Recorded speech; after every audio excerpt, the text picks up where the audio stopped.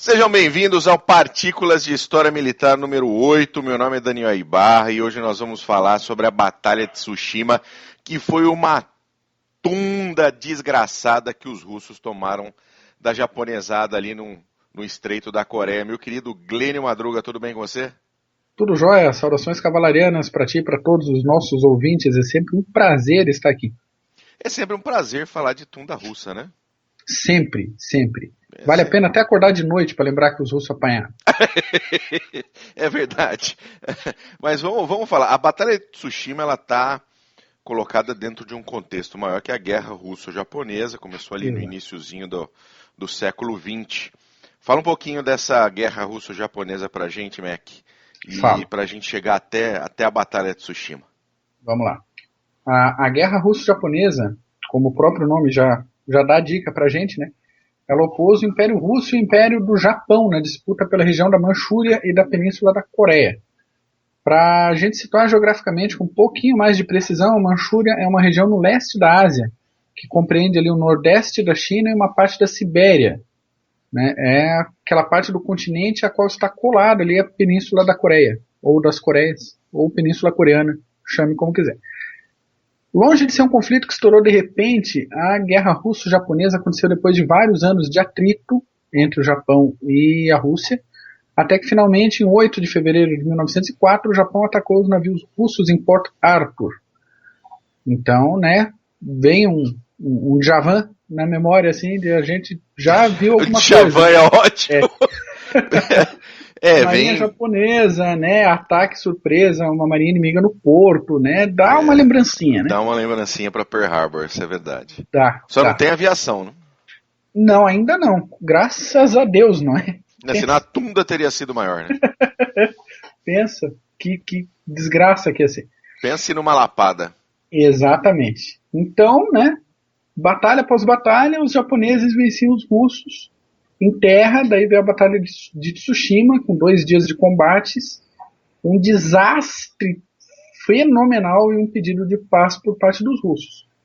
A derrota nessa guerra causou um desgaste violento na dinastia Romanov, que já enfrentava vários protestos de grupos operários, socialistas, comunistas, anarquistas, taxistas e todo tipo de organização, e até aconteceu um ensaio de revolução já em 1905, sem uma liderança bem definida, mas teve já uma primeira revolução em 1905. Pelo lado japonês, a vitória consolidou o Japão como potência oriental, um processo que já vinha sendo construído desde a restauração Meiji, iniciada em 1868, com o início da Guerra Boshin, que derrubou o shogunato Tokugawa e restaurou o poder, o protagonismo da família imperial japonesa. Vale um CGCast. Vale um CGCast sem dúvida nenhuma. Aliás, tem muitos dedinhos, muitos dedinhos europeus aí na restauração Meiji. Sem dúvida nenhuma. O pessoal gostava de se meter onde não era chamado. Ah, mas tem de tudo. Tem de alemão se metendo no Bushido, missão militar francesa.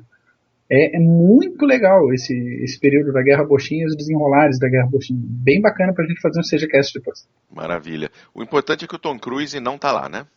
Não, não. Nem Então de tá. longe. Mas a Batalha de Tsushima aconteceu numa tentativa russa de tentar cortar os suprimentos japoneses. Uhum. Eles tomavam tunda atrás de tunda com seus exércitos. Uhum. Estavam numa situação difícil. Só que o grosso da frota russa estava no Báltico, É, certo? certo. A frota russa era maior do que a japonesa, era mais poderosa. Os exércitos eram maiores, mais poderosos e tomavam a tunda atrás de tunda. E aí eles resolveram navegar, sair do Báltico, fazer a viagem mais curta possível até a área ali das Coreias, do Mar do Japão, para poder enfrentar a marinha japonesa, né, acabar com a marinha japonesa e conseguir estrangular até mesmo ali a chegada de suprimentos, tanto para os exércitos japoneses, como também começar a forçar o Japão à rendição. Só que Exatamente. não foi bem isso que aconteceu, né? Ou eles esqueceram de combinar com o pessoal, né? Esqueceram de combinar, porque A viagem, assim, ela já começou com o pé esquerdo, ou com a nadadeira esquerda, se a gente considerar a parte de marinha, né? Nossa, que piada ruim, né? Que puta que eu Horrível, pariu. horrível. Toca o barco. A frota russa saiu dos portos em 1904 ainda, com a informação não confirmada, né, também conhecida como desinformação ou fofoquinha, de que os japoneses tinham navios pelo Mar do Norte e nas embocaduras ali do Mediterrâneo. E estavam esperando para emboscar os russos por ali mesmo. Então, em 21 de outubro de 1904, os russos viram embarcações no mar e abriram as canhoneiras de 10 e de 12 polegadas, matando 3 pessoas.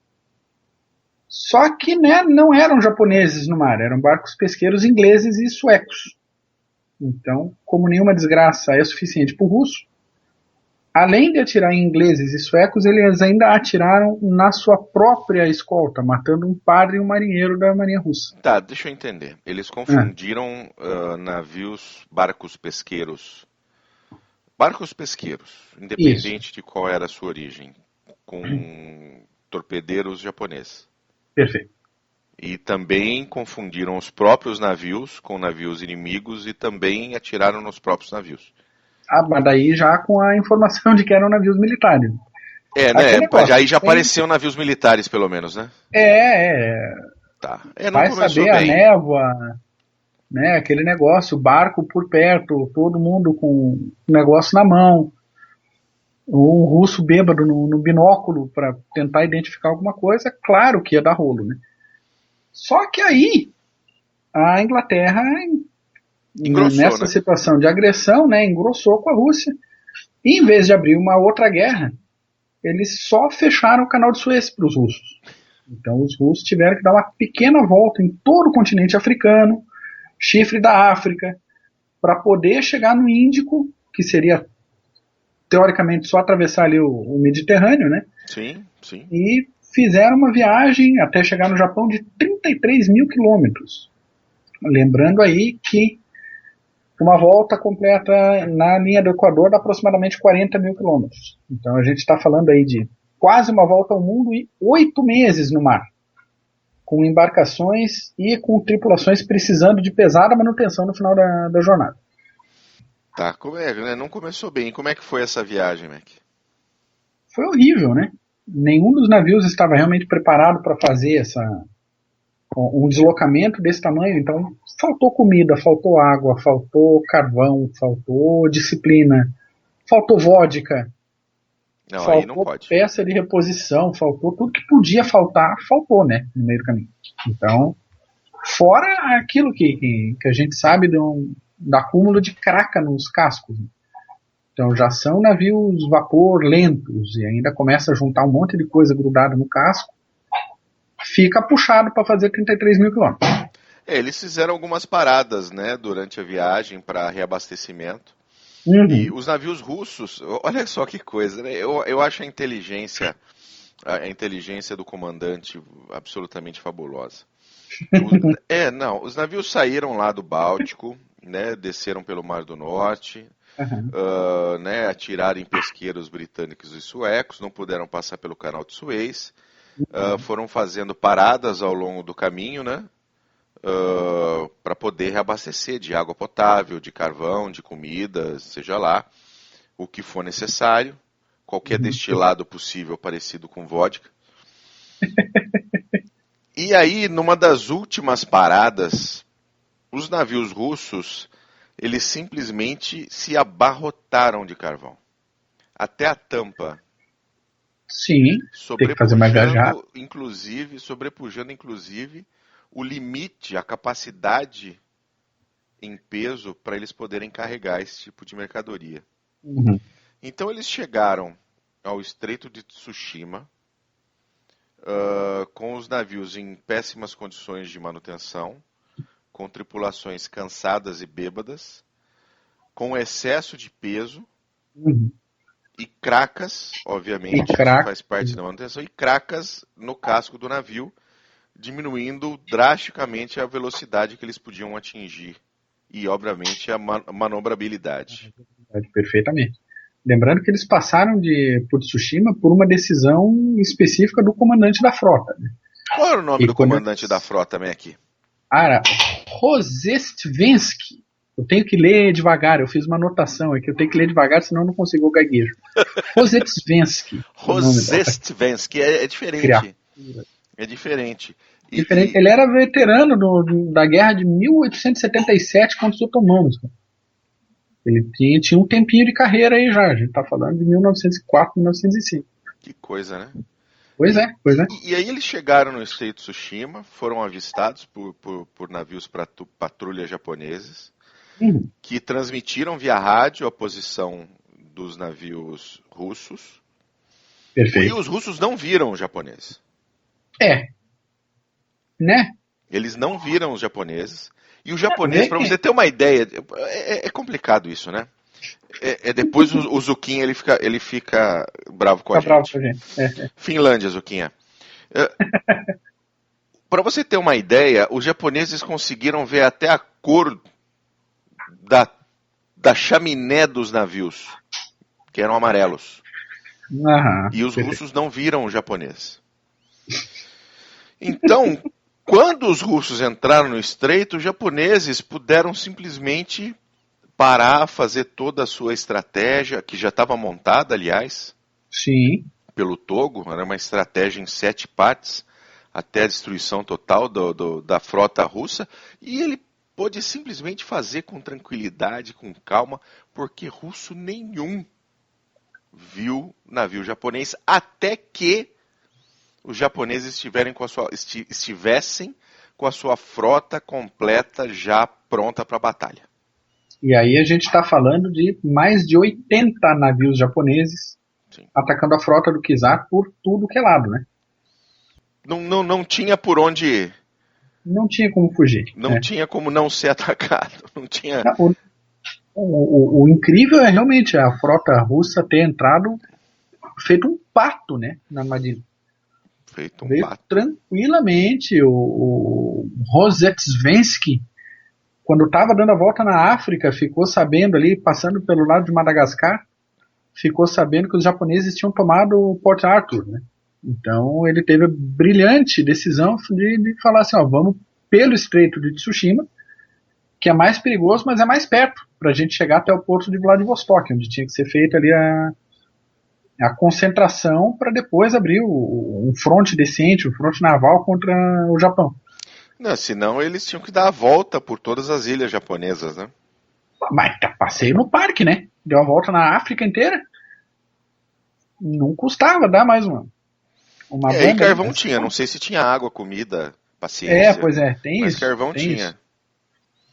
Mas, e aí, vamos só falar um pouquinho, a gente está falando aí de por volta de 80, 89 navios japoneses contra 38 russos. Parece algo, assim, muito, né, uma diferença muito grande, mas navios grandes, efetivamente, os japoneses não tinham muitos, né?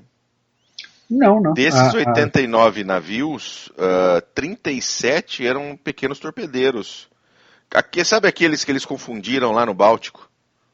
Com pesqueirinho? Com pesqueiro. Para você ter uma ideia do tamanho dele. Ele tinha 37 desses 89 torpedeiros e 21 destroyers.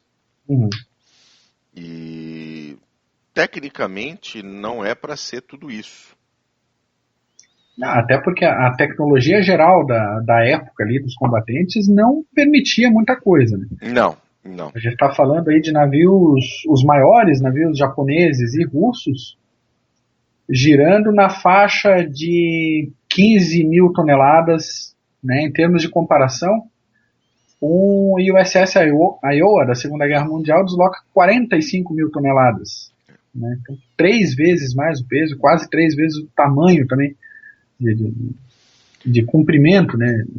Girava aí na faixa dos 300 e poucos pés os navios na época os navios envolvidos em Tsushima, e 887 pés no Iowa, coisa de 40 anos depois. E todo o avanço tecnológico e de deslocamento mesmo, né? O tamanho dos navios é um negócio impressionante para a Segunda Guerra Mundial. A gente está falando de 15 mil toneladas só, assim. Se é que dá para dizer só, mas eram, né, nessa faixa de 15 mil toneladas em Tsushima. Pois é, então estavam chegando ali no Issei Tsushima aquele monte de pato gordo russo. A frota japonesa se preparou e o ataque começou. Os Ah, ataques aconteceram durante o dia e durante a noite. Tá? De todos os lados, de todas as maneiras possíveis. Os japoneses tiveram sucesso em cortar a formação inteira da frota russa, uhum. né? E puderam simplesmente fazer a festa. Com a velocidade, claro, que a tecnologia permitia também. Os navios Exatamente. mais rápidos envolvidos ali voavam baixo a 33 km por hora. Então, o nosso ouvinte é interessado em simular o deslocamento da Batalha de Tsushima, pega o seu carro, coloque a 33 km por hora e pense, estou correndo atrás da armada russa. E logo depois pense, a armada russa não tinha velocidade para fugir. É, exatamente. Era isso. Era isso. E aí foi uma maravilha, né? Os russos perderam dos seus 8 encoraçados 6. Uhum. Dos seus 3 encoraçados costeiros perdeu 1. Perdeu 14 outras embarcações. Perdeu, quando eu falo, meu querido ouvinte, afundou, tá? Foi beijar o fundo do oceano. Teve 7 embarcações capturadas e 6 que eles desarmaram e deixaram afundar. Não quero essa bosta. Ah, não compensava o esforço, né? Não. Depois de 33 mil quilômetros e bomba de tudo até No lá. total, foram mais de quase 127 mil toneladas afundadas em 2 dias de batalha. Para você ter uma ideia, eu acho que muito pouco na história da humanidade, muito pouco na história militar, uma frota se rendeu a outra. Rendeu É mesmo. verdade. Levanta a bandeirinha branca, no caso não é uma bandeirinha branca, tá?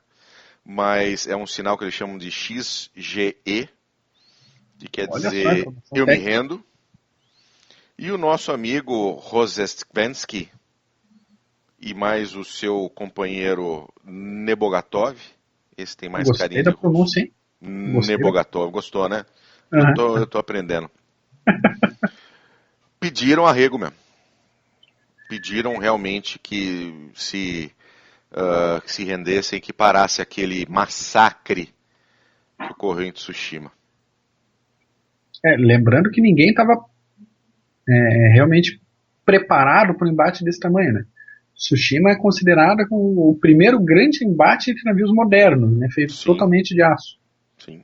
Então foi novidade para todo mundo ali. O tamanho do confronto e o tipo de confronto também.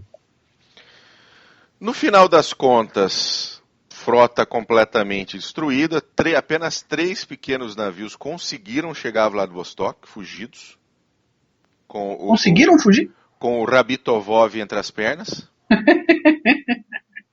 Excelente.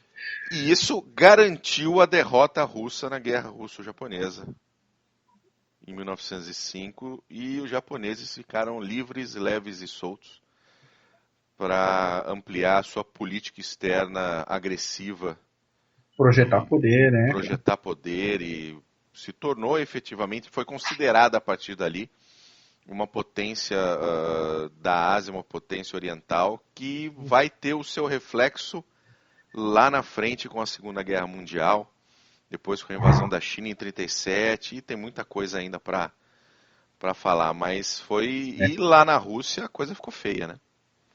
A coisa começou a azedar sério na Rússia a partir da Guerra Russo-Japonesa e foi desembocar lá em 17, né? Lá em 17, com a Primeira Guerra, todo o desgaste interno e externo decorrente da Primeira Guerra Mundial e com a Revolução de 17. Mas dava para ver que o cheque estava montado no tabuleiro aí em 1905. Né? Que maravilha. Mas muito bom, meu querido Madruga. É sempre bom falar de um atum da Rússia, né? É bom, vale a pena até acordar de noite para lembrar, assim, né? Aqueles momentos que a gente perde o sono rapidamente, precisa pensar em alguma coisa feliz. Aí a gente pensa, a Rússia se ferrou espetacularmente na guerra russo-japonesa, daí a gente dorme tranquilo, com um sorriso no rosto. Isso. Meu querido Né? ouvinte, não fique chateado se você é um russófilo. A gente gosta da Rússia. Aham. Lá no fundo a gente gosta da Rússia. Meu amigo Mac, muito obrigado pela sua participação tão Eu que maravilhosa agradeço, nesse imagina. PHM. Eu que agradeço. Muito, muito bom participar sempre.